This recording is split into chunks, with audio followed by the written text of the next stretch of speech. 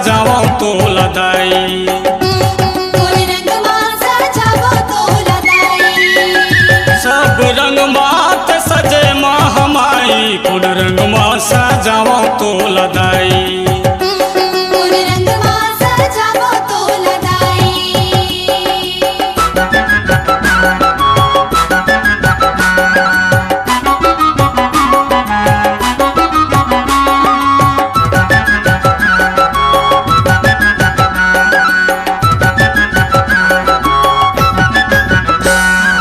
सादा तोर हर गले के शंख धरे तय सादा वो शंख धरे ते सादा। सादा रंग तोर हार गले के शंख धरे तय सादा वो शंख धरे ते सादा। सादा रंग तो खुले माता सब देवता ले जादा वो सब देवता ले जादा। सादा रंग तो खुले माता सब देवता ले जादा वो सब देवता ले जादा। माथ मुकुट कान कुंडल माथ मुकुट कान कुंडल सजे महामाई कोन रंग मा सजावो तो लदाई। कोन रंग मा सजावो तो लदाई।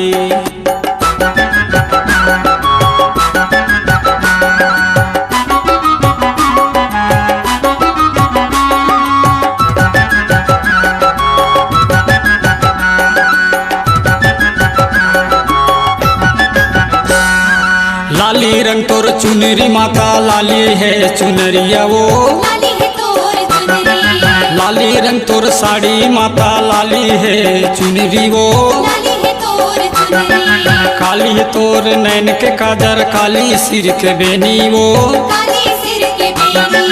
काली है तोर नैन के काजर काली सिर के बेनी वो काली सिर के बेनी। हरा चूड़ी तोला शोभे हरा चूड़ी तोला शोभे सजे महामाई कोन रंग मा सजावो तो लदाई। कोन रंग मा सजावो तो लदाई।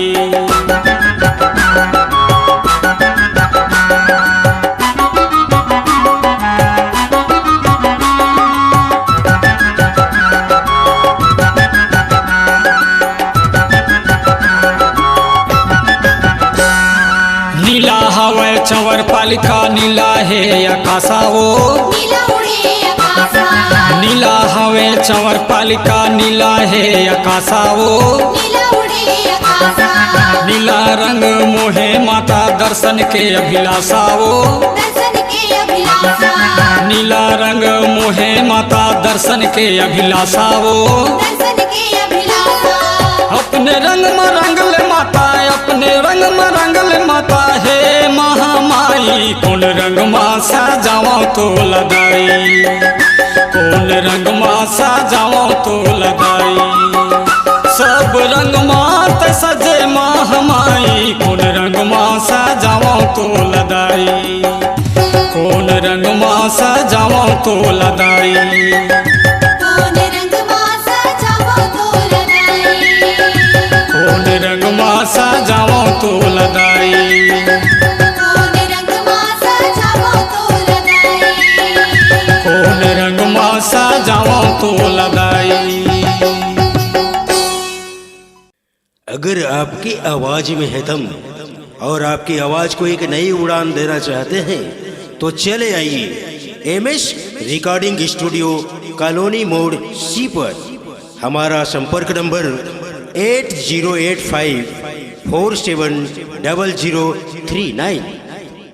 नए नए गाने सुनने और देखने के लिए हमारे YouTube चैनल एमएस स्टूडियो को सब्सक्राइब करें और फ्री गाना डाउनलोड करने के लिए www.msstudiocgsong.com में सर्च करें।